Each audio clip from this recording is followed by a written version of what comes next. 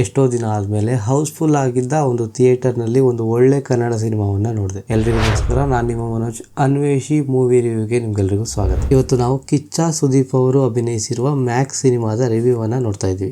ಸಿನಿಮಾದ ಪ್ಲಾಟ್ ಇದೊಂದು ಒಂದು ರಾತ್ರಿಯಲ್ಲಿ ನಡೆಯುವಂತಹ ಒಂದು ಕತೆ. ಹೊಸದಾಗಿ ಪೋಸ್ಟಿಂಗ್ ಆಗಿರೋ ಒಬ್ಬ ಖಡಕ್ ಪೊಲೀಸ್ ಆಫೀಸರ್ ಮ್ಯಾಕ್ಸ್ ಇಬ್ರು ಮಿನಿಸ್ಟರ್ ಮಕ್ಕಳನ್ನ ಅರೆಸ್ಟ್ ಮಾಡಿ ಸ್ಟೇಷನ್ ಅಲ್ಲಿ ಇಡ್ತಾರೆ. ಆದ್ರೆ ಆ ಮಿನಿಸ್ಟರ್ಸ್ ತಮ್ಮ ತಂಟೆಗೆ ಬಂದ ಯಾವ ವ್ಯಕ್ತಿಗಳನ್ನ ಕೂಡ ಜೀವಂತವಾಗಿ ಉಳಿಸುವಂತವರಂತೂ ಅಲ್ಲ. ಇಂಥ ಸಿಚುವೇಶನ್ ಅಲ್ಲಿ ಈ ಮಿನಿಸ್ಟರ್ ಮಕ್ಕಳು ಸ್ಟೇಷನ್ ಒಳಗಡೆನೆ ಜಗಳ ಆಡ್ಕೊಂಡು ಇಬ್ರು ಕೂಡ ಸತ್ತೋಗ್ತಾರೆ. ಈ ವಿಷಯ ಮಿನಿಸ್ಟರ್ ಕಡೆ ರೌಡಿಗಳಿಗೆ ಗೊತ್ತಾಗದೇ ಇರೋ ಹಾಗೆ ಮ್ಯಾಕ್ಸ್ ಹೇಗ್ ತಡಿತಾನೆ, ಮಿನಿಸ್ಟರ್ ಕಡೆಯವರಿಂದ ತನ್ನ ಸ್ಟೇಷನ್ ನಲ್ಲಿರುವ ಪೊಲೀಸ್ ಆಫೀಸರ್ ಅನ್ನ ಮತ್ತು ಅವರ ಫ್ಯಾಮಿಲಿಯನ್ನ ಹೇಗೆ ಕಾಪಾಡ್ಕೊಳ್ತಾನೆ ಅನ್ನೋದನ್ನ ನೀವು ಥಿಯೇಟರ್ಗೆ ಹೋಗಿ ನೋಡ್ಬೇಕು. ಇನ್ನು ಈ ಸಿನಿಮಾದ ಪಾಸಿಟಿವ್ಸ್ ಗಳ ಬಗ್ಗೆ ಮಾತಾಡೋದಾದ್ರೆ, ಸಿಂಪಲ್ ಸ್ಟೋರಿ.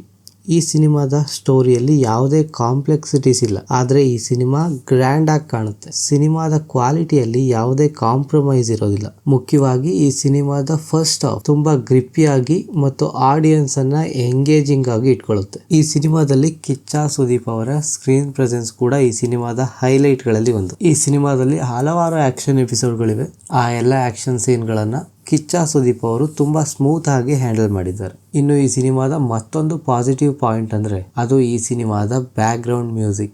ಸಿನಿಮಾ ಶುರುವಾಗೋ ಲೌಡ್ ಮ್ಯೂಸಿಕ್ ಸಿನಿಮಾ ಪೂರ್ತಿ ಆಡಿಯನ್ಸ್ ಅನ್ನ ಒಂದು ಟೆನ್ಷನ್ ನಲ್ಲಿ ಹಿಡಿದು ಕೂರಿಸುತ್ತೆ. ಅದರಲ್ಲೂ ಫಸ್ಟ್ ಹಾಫ್ ಅಲ್ಲಿ ಸಿನಿಮಾದ ಕತೆಗೆ ತಕ್ಕಂತೆ ಟೆನ್ಷನ್ ಅನ್ನ ಬಿಲ್ಡ್ ಮಾಡೋದ್ರಲ್ಲಿ BGM ಪಾತ್ರ ಹೆಚ್ಚಿದೆ. ಈ ಸಿನಿಮಾದ ಮತ್ತೊಂದು ಪಾಸಿಟಿವ್ ಪಾಯಿಂಟ್ ಅಂದ್ರೆ ಈ ಸಿನಿಮಾದಲ್ಲಿ ಯಾವುದೇ ಹೀರೋಯಿನ್ ಇರೋದಿಲ್ಲ. ಹೀರೋಯಿನ್ಗೋಸ್ಕರನೇ ಒಂದು ಸಾಂಗು, ಒಂದು ಬ್ಯಾಕ್ ಸ್ಟೋರಿ ಅಂತ ಈ ಸಿನಿಮಾವನ್ನ ಲ್ಯಾಗ್ ಮಾಡದೆ ಈ ಸಿನಿಮಾವನ್ನ ಸಾಧ್ಯವಾದಷ್ಟು ಎಂಗೇಜಿಂಗ್ ಆಗಿ ಮತ್ತು ಸಾಧ್ಯವಾದಷ್ಟು ಕ್ರಿಸ್ಪ್ ಆಗಿ ಇಡೋದ್ರಲ್ಲಿ ಡೈರೆಕ್ಟರ್ ಗೆದ್ದಿದ್ದಾರೆ. ಈ ಸಿನಿಮಾ ಪೂರ್ತಿ ಯಾವುದೇ ಎಕ್ಸ್ಟ್ರಾ ಡ್ರಾಮಾ ಇರೋದಿಲ್ಲ. ಮತ್ತೆ ಇಡೀ ಸಿನಿಮಾ ಒಂದು ಫಾಸ್ಟ್ ಕಟ್ ಅಲ್ಲಿ ಇಂಟೆನ್ಸ್ ಮೂಮೆಂಟ್ ರೀತಿ ನಡೀತಾ ಹೋಗುತ್ತೆ. ಇನ್ನು ಈ ಸಿನಿಮಾದ ನೆಗೆಟಿವ್ ವಿಷಯಕ್ಕೆ ಬಂದ್ರೆ, ಈ ಸಿನಿಮಾದ ಸ್ಟಾರ್ಟಿಂಗ್ 5-6 ನಿಮಿಷ ಮತ್ತು ಸ್ಟಾರ್ಟಿಂಗ್ ಅಲ್ಲೇ ಒಂದು ಐಟಮ್ ಸಾಂಗ್ ಅನ್ನು ಹಾಕಿದ್ದಾರೆ. ಆ ಸಾಂಗು ಅನ್ನೆಸೆಸರಿ ಆಗಿದೆ ಅಂತ ಅನ್ಸುತ್ತೆ. ಆದ್ರೆ ಸಿನಿಮಾದಲ್ಲಿ ಒಂದು ಟರ್ನಿಂಗ್ ಪಾಯಿಂಟ್ ಬಂದ ತಕ್ಷಣ ಅಥವಾ ಸಿನಿಮಾದಲ್ಲಿ ಹೀರೋ ಎಂಟ್ರಿ ಆದ ತಕ್ಷಣ ಸಿನಿಮಾ ಸಾಧ್ಯವಾದಷ್ಟು ಫಾಸ್ಟ್ ಆಗಿ ಹೋಗೋದಕ್ಕೆ ಶುರುವಾಗುತ್ತೆ.